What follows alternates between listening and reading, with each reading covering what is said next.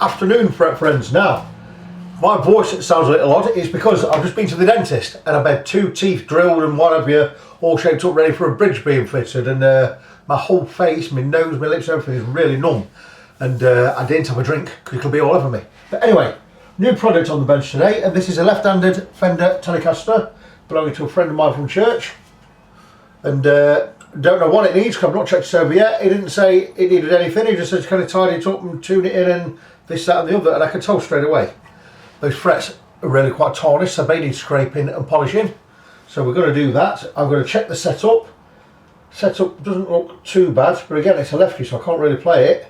I imagine the switches and pots are going to be a little bit squealy or a little bit scratchy, so we'll check them as well, and we'll check the setup and see where we are. So I'm going to go into the other room, plug it in, see what kind of a noise it makes, and once that's done we're going to get the strings off. I'm going to come back and I'm going to do it bottom to top and show you how it's done, so stay tuned.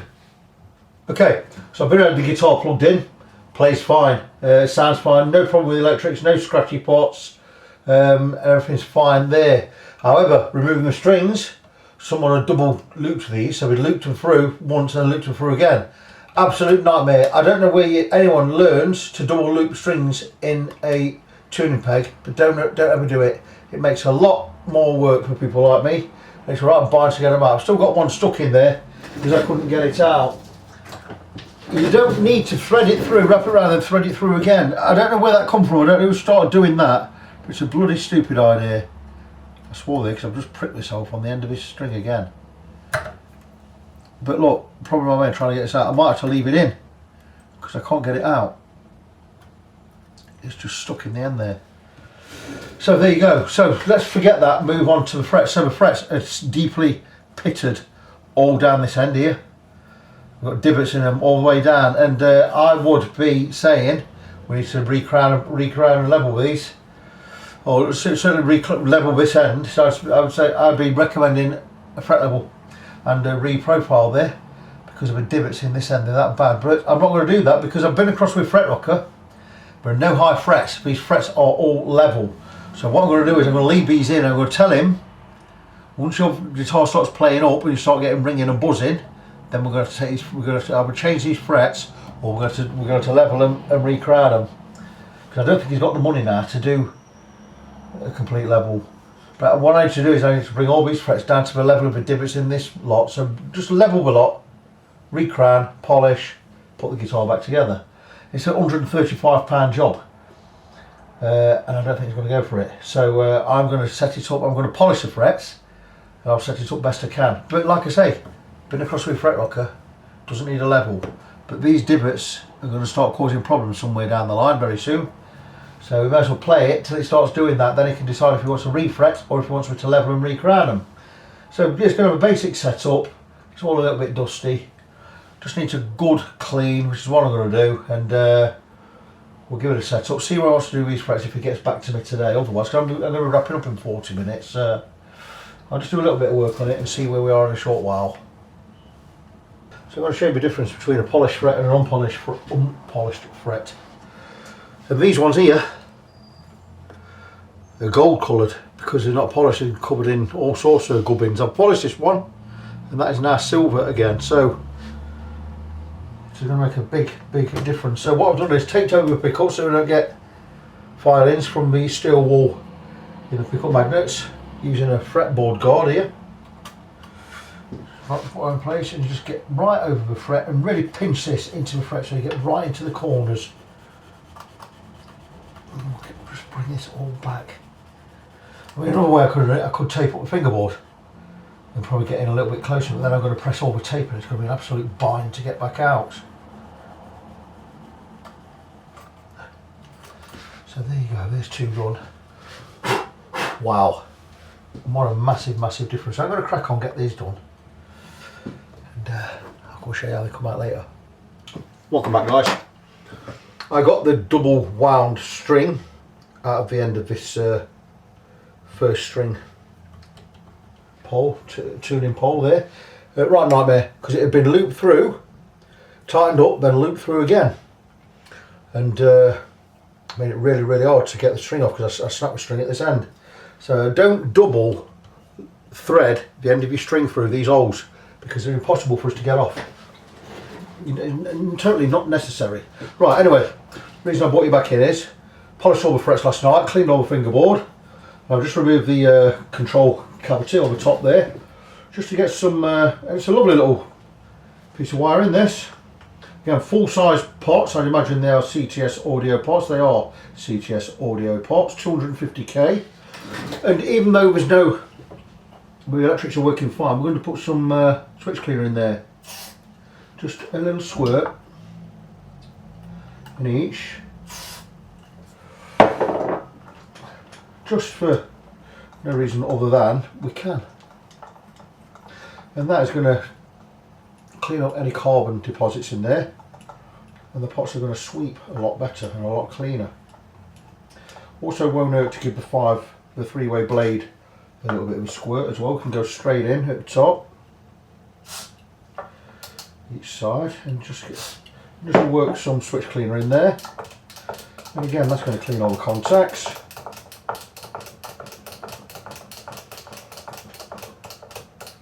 For no other reason than we can do it. You don't really need an excuse. So I'm going to grab a cloth, just wipe up any extra we've got. We've got a little there. And that will keep the electrics working smoothly and cleanly for the foreseeable future. I've also cleaned the bridge plate. And everything should be working beautiful now. So yeah, so decent clean. I'm going to show you, that's why I want to show you the state of the frets. Now, they're not paint on the frets levels. That one is a little bit tight at the moment. I do understand that. And what I'm going to do is, the frets are actually level anyway. It's just there are some divots, especially at the headstock end.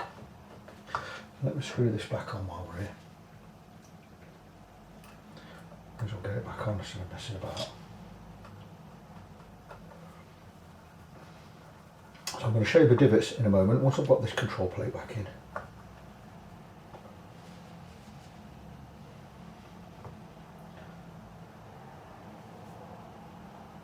I don't think I even looked at what year this guitar was.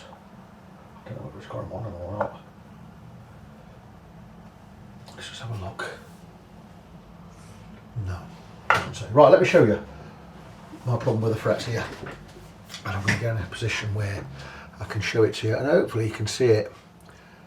The divots are all here, and they are probably 0.2 of a mil deep, some maybe a little bit deeper, I don't know.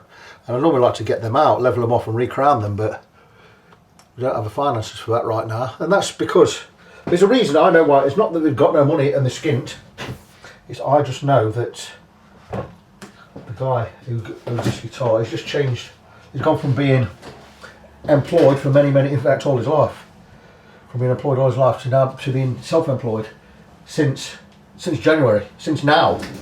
We're in January now, so you know, and even though he's got work coming in, blah blah blah, free cash is not really readily available. So we can understand that. He would by all means have the work done later. He doesn't want it done gratis, or he doesn't want it me to do it and charge him later. He wants to be able to pay for it, so he says, just get it playing for now, and that's fine. So we're all happy with that. I'm going to grab a little piece of chamois, bit of chamois leather. Always got a bit of chamois leather knocking about in the workshop, just to clean up those areas that you can't get off with a cloth. Maybe the cloth's got a bit of oil or grease on it. And there you go, that's cleaned up nice. I'll put a little drop of oil on top of some of these screws. Excuse me. Because they're a little bit rusty. But there you go, we're ready for restringing this. A couple of things I'm going to do. At this end I'm going to just check. Should we check everything? Check that these are tight. They're pretty good. These do work loose sometimes. They are very, just give them an extra little nip. Talking of nip, it's freezing in here right now. Lovely and sunny outside, but really cold in here. I've got a heater on. I've got a gas, oil filled radiator type affair just behind me over here. And I've got that whack arrow on, that will warm this room up no end. So that's done. There shouldn't be anything underneath to tighten up. No, there isn't, because they are Fender. So Fender made in Mexico. It's a 17854 159. Maybe the 17 stands for 2017. I should know because I've just bought myself a Fender. I bought myself a Fender Jaguar, and it's beautiful. I really love it.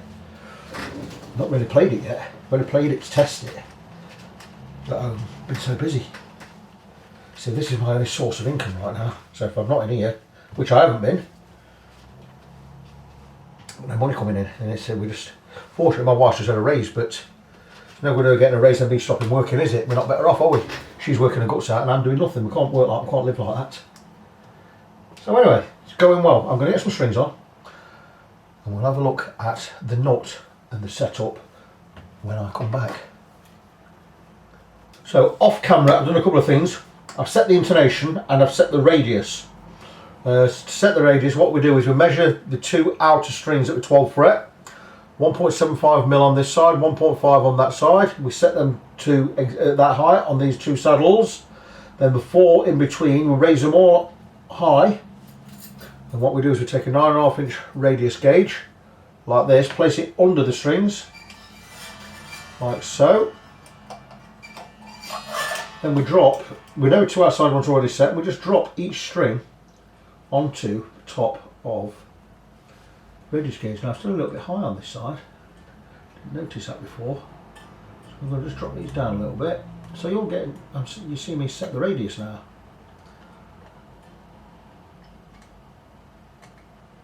And remember, we need to set these saddles level, not at a slant. And that's a little bit high, that's good.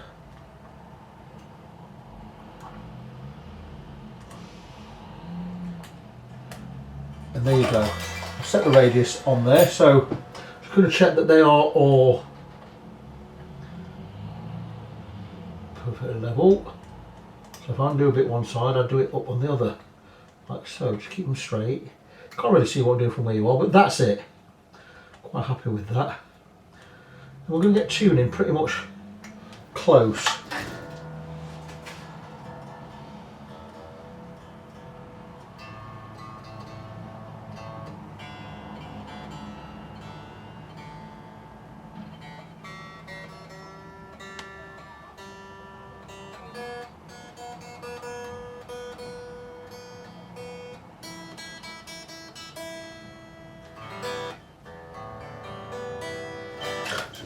So we're pretty close, excuse me, pretty close with the tuning. I've already stretched the strings in, so we're just going to check the height of the strings above the first fret. And to do that, I'm going to need a feeler gauge.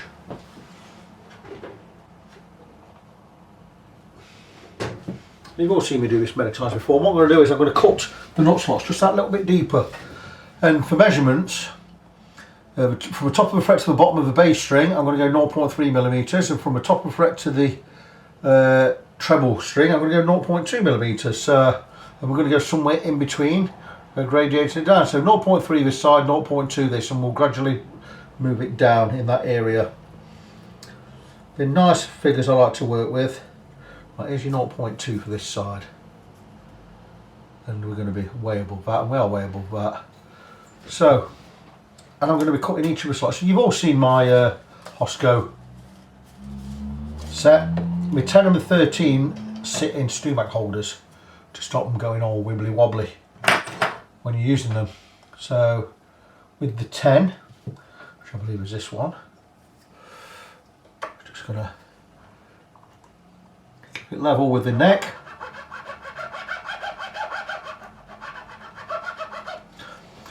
I'm just going to scoot in there a little.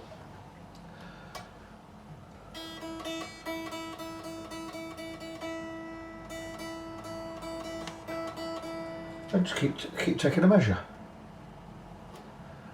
And we're not bad there. So we'll go a little bit more.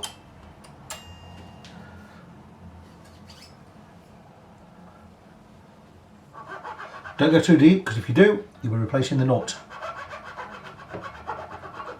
These seem a little bit dull, these files. I might need to just give them a clean. Now it's giving that sitar sound, so I know I've cut that unevenly, so to go back in, cut Pitch it nice and level.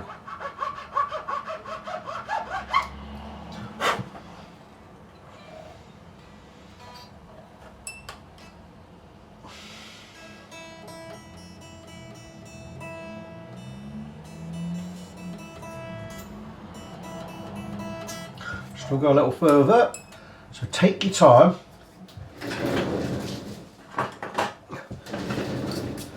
So like I said, if you go too deep, you're replacing the whole nut, and that is a big job in itself. 9 times out of 10 you don't get them, no I say 9 times out of 10, but many times you get problems removing a nut because they've been sprayed over. That's another story for another day.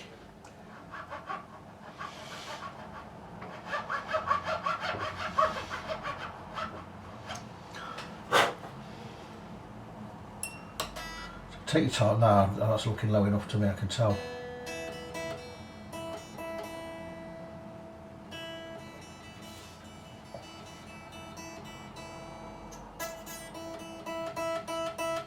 The next one, 0.22. That's actually very close to where it needs to be. So we're going to grab the 13, hold on with it, right here. And you'll see the number on the file there, 13.013. This doesn't need a lot of material removing either, so nice and steady.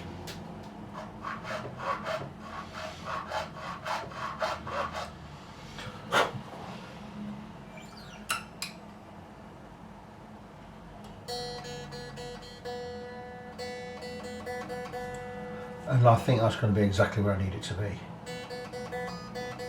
No, needs a little bit more, just a tiny bit.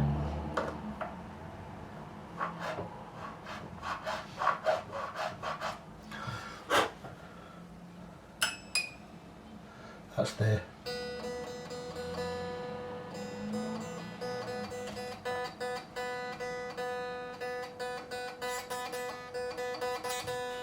Try 0.25 in there now.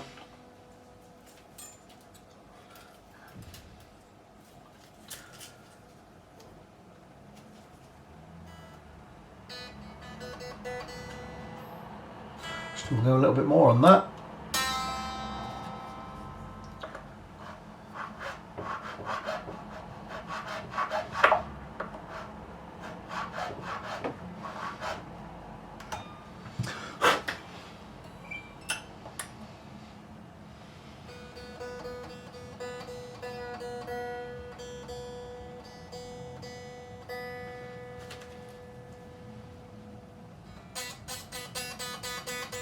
That's enough for me. Next one at 25 is just about there anyway. So we're going to need that will be a 24, I believe. So grab the 24 out of here.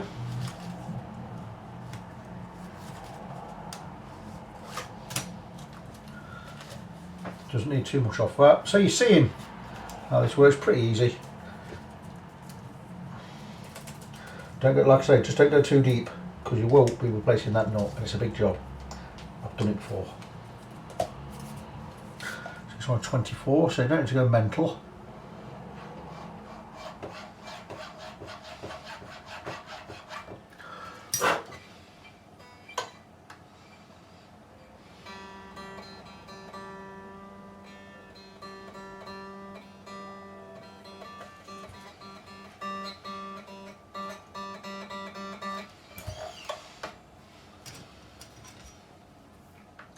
So you get the idea. I'm cutting the slots for a 1046 set, even though it's got 9s on it at the moment, I believe.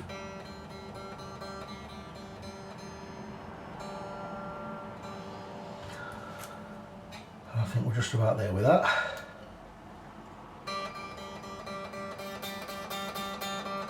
Just go a little bit more.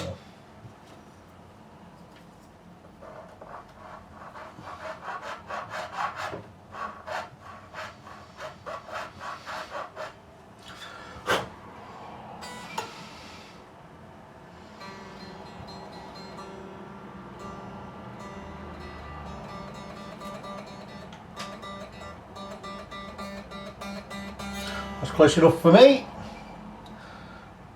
Next string, quite a bit of height there, so that's good. So we're going to go with a 36 in there. Round 36. Yeah, I've cut that one the wrong one. That should have been with the 17, not with the 24. That's why. I'm going to recut that with the 17, I think.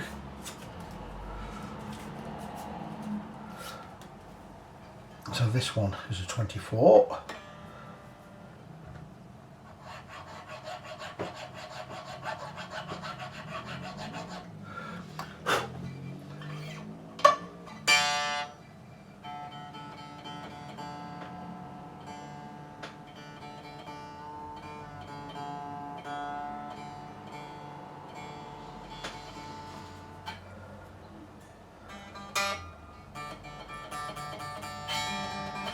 Good thing about cutting that the wrong one, I can still go in with a 17 and cut that final slot properly. Don't have a 17, closest I have is a 16, so we're going to go with that one.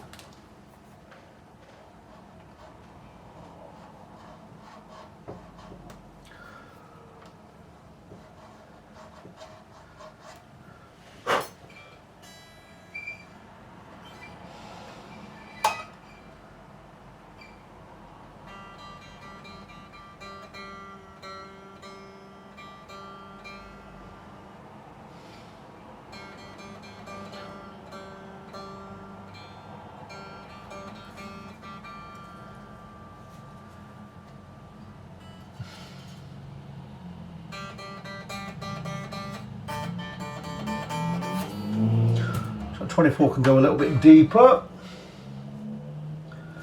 16 out of the way. And I'm going to do the last two off camera, I think. Can you see how it works?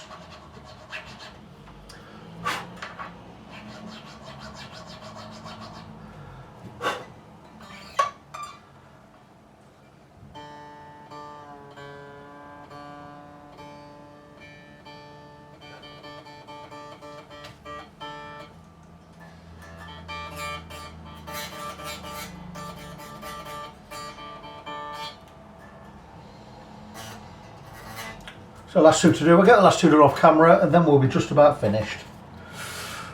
So guys, we are all done with this one, and it's a Lefty, so I can't really play it. I played it a little bit, but there you go, all done. Beautiful Fender Telecaster in a lovely metallic red finish. Yeah, maple neck, as you can see, it's just had a set up, set the intonation, the action height. We've cut the nut slots, checked every nut and bolt, we've sprayed the electrics with some switch cleaner, cleaned everything up, reset the radius on here, cleaned up all this area as well. In fact, I had to take these two saddles out to get the strings through because they weren't lining up properly, so that was a bit of a ball ache. But there you go, it's all done, and I'm ready to move on to the next one. So I'm going to let Ben know this is ready. I'll probably take this to church for him tomorrow actually, because we go to the same church. And I'll drop that off for him, and that one's done. So until the next time, as always, I'll just remind you of my website. It's facebook.com/ng17. That's facebook.com/NGONESEVEN. I am Victor. I am your fret friend. And until the next time, as always, God bless you. Be good to each other, and I'll see you in the next one.